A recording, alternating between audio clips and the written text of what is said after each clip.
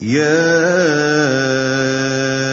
أيها الذين آمنوا إذا تداينتم بدين إلى أجل مسمى فاكتبوه وليكتب بينكم كاتب بالعدل ولا يأب كاتب أن يكتب كما علمه الله فليكتب وليملل الذي عليه الحق وليتق الله ربه ولا يبخس منه شيئا فإن كان الذي عليه الحق سفيها أو ضعيفا أو لا يستطيع أن يمل هو فليملل وليه بالعدل واستشهدوا شهيدين من رجالكم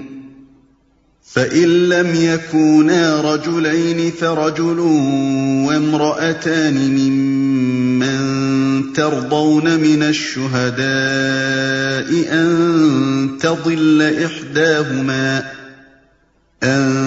تضل إحداهما فتذكر إحداهما الأخرى ولا يأبى الشهداء إذا ما دعوا ولا تسأموا أن تكتبوه صغيرا أو كبيرا إلى أجله ذلكم أقسط عند الله وأقوم للشهادة وأدنى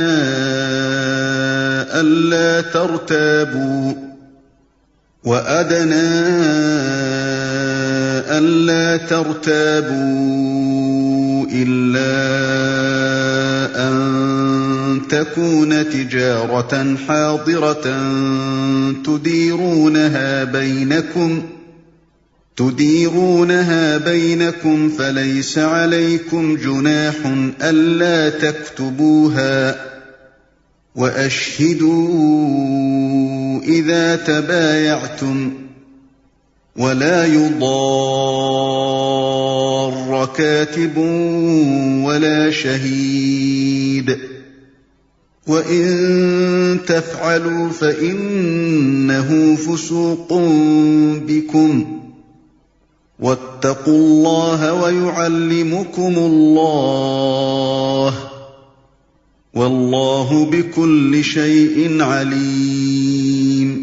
اے لوگو جو ایمان لائے ہو، جب کسی مقرر مدت کے لیے تم آپس میں قرض کا لین دین کرو تو اسے لکھ لیا کرو۔ فریقین کے درمیان انصاف کے ساتھ ایک شخص دستاویز تحریر کرے۔ جسے اللہ نے لکھنے پڑھنے کی قابلیت بخشی ہو اسے لکھنے سے انکار نہ کرنا چاہیے۔ وہ لکھے اور املا وہ شخص کرائے جس پر حق آتا ہے، یعنی قرض لینے والا، اور اسے اللہ اپنے رب سے ڈرنا چاہیے کہ جو معاملہ طے ہوا ہو اس میں کوئی کمی بیشی نہ کرے۔ لیکن اگر قرض لینے والا خود نادان یا ضعیف ہو یا املا نہ کرا سکتا ہو تو اس کا ولی انصاف کے ساتھ املا کرائے۔ پھر اپنے مردوں میں سے 2 آدمیوں کی اس پر گواہی کرا لو، اور اگر 2 مرد نہ ہوں تو 1 مرد اور 2 عورتیں ہوں، تاکہ ایک بھول جائے تو دوسری اسے یاد دلا دے۔ یہ گواہ ایسے لوگوں میں سے ہونے چاہیے جن کی گواہی تمہارے درمیان مقبول ہو۔ گواہوں کو جب گواہ بننے کے لیے کہا جائے تو انہیں انکار نہ کرنا چاہیے۔ معاملہ خواہ چھوٹا ہو یا بڑا، میعاد کی تعیین کے ساتھ اس کی دستاویز لکھوا لینے میں تساہل نہ کرو۔ اللہ کے نزدیک یہ طریقہ تمہارے لیے زیادہ مبنی بر انصاف ہے۔ اس سے شہادت قائم ہونے میں زیادہ سہولت ہوتی ہے اور تمہارے شکوک و شبہات میں مبتلا ہونے کا امکان کم رہ جاتا ہے۔ ہاں، جو تجارتی لین دین دست بدست تم لوگ آپس میں کرتے ہو اس کو نہ لکھا جائے تو کوئی حرج نہیں، مگر تجارتی معاملے طے کرتے وقت گواہ کر لیا کرو۔ کاتب اور گواہ کو ستایا نہ جائے، ایسا کرو گے تو گناہ کا ارتکاب کرو گے۔ اللہ کے غضب سے بچو، وہ تم کو صحیح طریقے عمل کی تعلیم دیتا ہے اور اسے ہر چیز کا علم ہے۔ جب کسی مقرر مدت کے لیے تم آپس میں قرض کا لین دین کرو اس سے یہ حکم نکلتا ہے کہ قرض کے معاملے میں مدت کی تعین ہونی چاہیے، تو اسے لکھ لیا کرو۔ عموماً دوستوں اور عزیزوں کے درمیان قرض کے معاملات میں دستاویز لکھنے اور گواہیاں لینے کو معیوب اور بے اعتمادی کی دلیل خیال کیا جاتا ہے، لیکن اللہ کا ارشاد یہ ہے کہ قرض اور تجارتی قراردادوں کو تحریر میں لانا چاہیے اور اس پر شہادت ثبت کرا لینی چاہیے تاکہ لوگوں کے درمیان معاملات صاف رہیں۔ حدیث میں آتا ہے کہ 3 قسم کے آدمی ایسے ہیں جو اللہ سے فریاد کرتے ہیں مگر ان کی فریاد سنی نہیں جاتی۔ ایک وہ شخص جس کی بیوی بدخلق ہو اور وہ اس کو طلاق نہ دے، دوسرا وہ شخص جو یتیم کے بالغ ہونے سے پہلے اس کا مال اس کے حوالے کر دے، تیسرا وہ شخص جو کسی کو اپنا مال قرض دے اور اس پر گواہ نہ بنائے۔ پھر اپنے مردوں میں سے 2 آدمیوں کی اس پر گواہی کرا لو۔ یعنی مسلمان مردوں میں سے اس سے معلوم ہوا کہ جہاں گواہ بنانا اختیاری فعل ہو وہاں مسلمان صرف مسلمانوں ہی کو اپنا گواہ بنائیں، البتہ ذمیوں کے گواہ ذمی بھی ہو سکتے ہیں۔ یہ گواہ ایسے لوگوں میں سے ہونے چاہیے جن کی گواہی تمہارے درمیان مقبول ہو۔ مطلب یہ ہے کہ ہر کس و ناکس گواہ ہونے کے لیے موضوع نہیں ہے، بلکہ ایسے لوگوں کو گواہ بنایا جائے جو اپنے اخلاق و دیانت کے لحاظ سے بالعموم لوگوں کے درمیان قابل اعتماد سمجھے جاتے ہوں۔ ہاں، جو تجارتی لین دین دست بدست تم لوگ آپس میں کرتے ہو اس کو نہ لکھا جائے تو کوئی حرج نہیں۔ مطلب یہ ہے کہ اگرچہ روزمرہ کی خرید و فروخت میں بھی معاملہ بے کا تحریر میں آ جانا بہتر ہے، جیسا کہ آج کل کیش میمو لکھنے کا طریقہ رائج ہے، تاہم ایسا کرنا لازم نہیں ہے۔ اسی طرح ہمسایہ تاجر ایک دوسرے سے رات دن جو لین دین کرتے رہتے ہیں اس کو بھی اگر تحریر میں نہ لایا جائے کوئی مذائقہ نہیں۔ کاتب اور گواہ کو ستایا نہ جائے۔